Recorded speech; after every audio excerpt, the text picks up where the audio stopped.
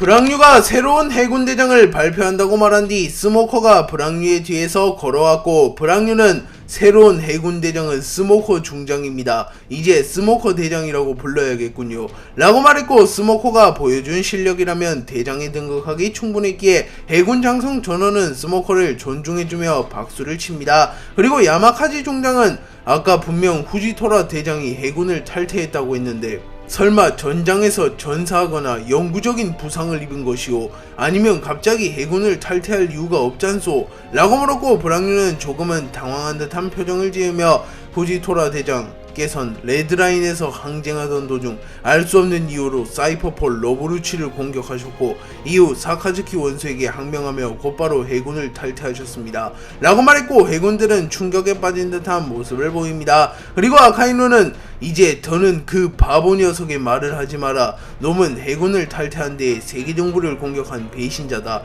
다음에 만나면 내 손으로 직접 죽이도록 하지. 라고 말하며 분노하는 모습을 보입니다. 브랑뉴는 잠시 후 말을 이어가며 하여 스모커 중장이 대장으로 진급하게 되었고, 현 대장 체제는 스모커 대장, 보르살리노 대장, 아라마키 대장이 되었습니다. 또한 추가 진급자로는 차기 해군 영웅 코비가 있으며 그를 해군 중장으로 특진하라는 상부의 명령이 있었습니다. 라고 말하며 코비도 곧바로 중장으로 진급하게 됩니다. 스모커는 해군 대장에 올라선 뒤 간단한 취임식을 하게 되었고, 스모커는 해군 장성들 모두의 앞에 서서 밀짚모자 루피의 활약 이후 세상은 신시대를 맞이하게 되었소. 나 스모커가 반드시 밀짚모자 루피의 목을 따 세계를 혼란에 빠뜨리는 범죄의 파란을 막아낼 것이며 법치를 흔들고 정의를 유린한 대가를 치르게 만들겠소. 라고 말했고, 해군 장성들은 환호하는 모습을 보입니다. 그리고 센고쿠는 멀찍이서 이를 바라보며 스모커 대장이라는 자리는 중장과는 차원이 다르다.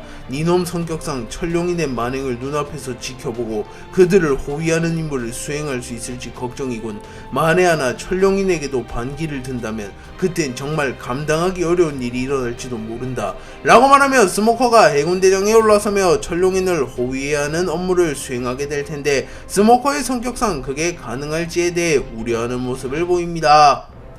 스모커가 새로운 해군대장으로 올라선 이후 코비 역시 해군중장으로 승진하게 되었고, 거프는 이 소식을 접한 뒤 만족한 듯한 표정을 지으며 코비와의 첫 만남을 떠올립니다. 그리고 거프는 이제 해군 대장까지 한 걸음 남은 겐가? 저 나이의 중장이라니 해군 역사상 최고의 천재라고 봐도 무방하겠어. 코비, 언젠가 결국 루피와 격돌하게 되겠지. 난 루피를 사랑한다만 해병의 입장으로서 루피를 무작정 응원할 수는 없는 노릇이지. 이왕 누군가가 루피를 멈춰 세워야 한다면 그것이 누구도 아닌 코비, 너였으면 좋겠구나. 코비, 너라면 어쩌면 천룡인에게 종속된 해군이 아닌 진정 정의를 추구하는 해군을 만들 수도 있을 테지.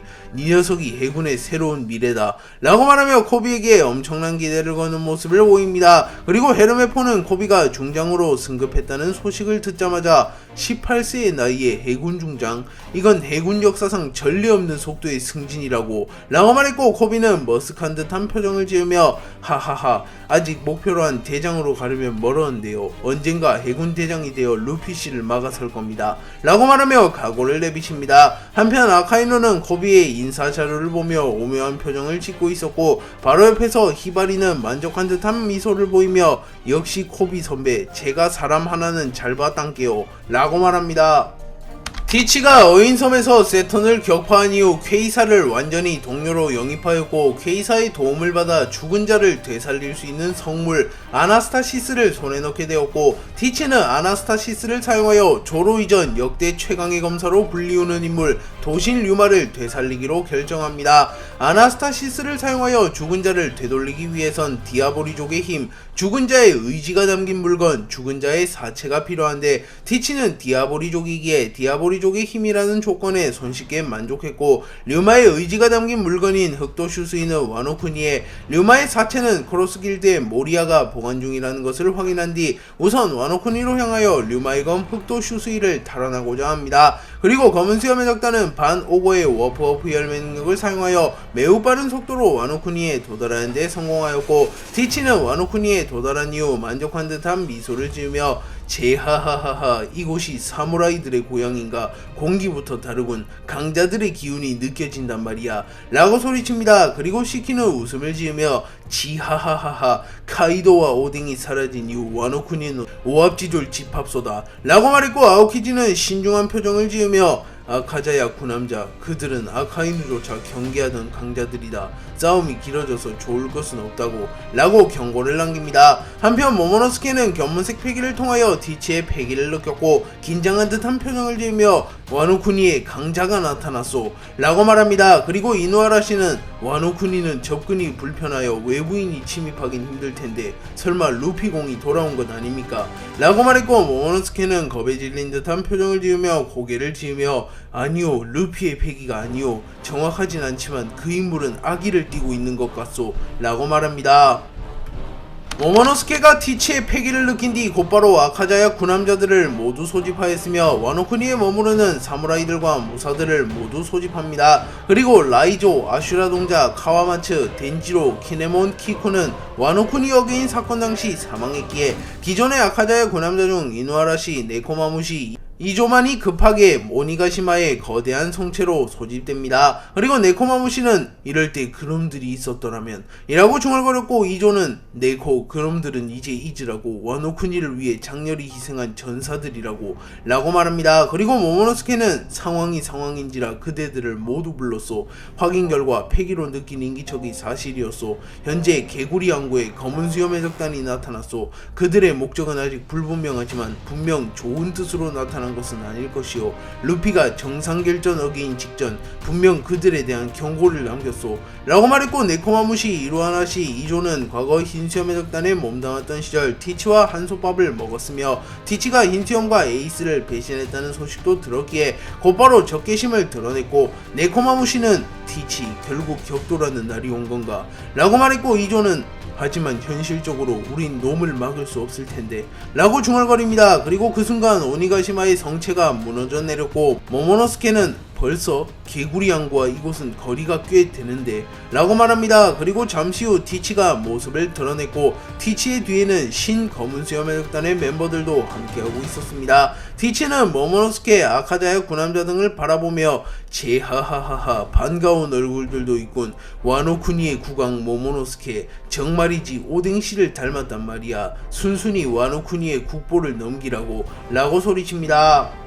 티치는 와노쿠니에 도달한 이후 흰수염과 와노쿠니에 와보았던 경험을 토대로 와노쿠니의 국보는 매우 높은 확률로 오니가시마의 성체에 있을 것이라고 판단합니다. 그리고 티치는 반 오거에게 오거 곧바로 워프하자고, 이런 곳에서 낭비할 시간 따위는 없으니 라고 말했고, 반 오거는 고개를 끄덕인 뒤 순식간에 검은 수염의 적단 전원을 워프시킵니다. 티치는 오니가시마의 성체에 도달하여 선전포고를 한 뒤 곧바로 흔들흔들 열매의 능력을 사용하여 오니가시마 성체의 일부를 무너뜨리는 데 성공했고, 그 순간 네코마무시, 이누아라시, 이조가 일제히 티치에게 달려듭니다. 네코마무시는 잘도 흰수염 두목을 배신했겠다 라고 소리쳤고, 이누아라시는 형제들의 원수를 갚아주마. 오늘 이곳에서 죽는 한이 있더라도 반드시 너만은 데려간다 라고 소리쳤고, 네코마무시는 붉은 고양이 춤, 이누아라시는 견대 문풍을 사용하여 티치를 공격합니다. 하지만 티치는 흔들흔들 열매의 능력을 사용하여 매우 쉽게 이들의 합공을 막아냈고,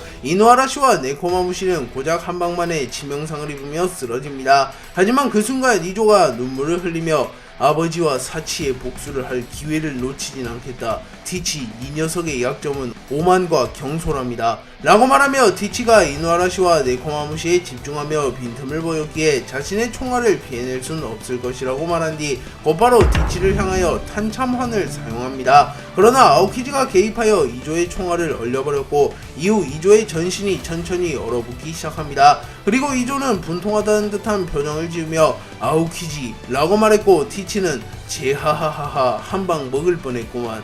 뭐 크게 바뀌는 건 없었을 테지만 말이야 라고 말했고, 아오키지는 이런 곳에서 입는 손톱만한 상처도 스노우볼이 될지 모른다고 라고 말했고, 시키는 미소를 지으며 지하하하하 정말이지 록스와는 닮은 면이 많군. 하지만 늘 긴장해라 티치. 천하 제일의 록스조차 결국 그 섬에서 패배했다고 라고 말합니다.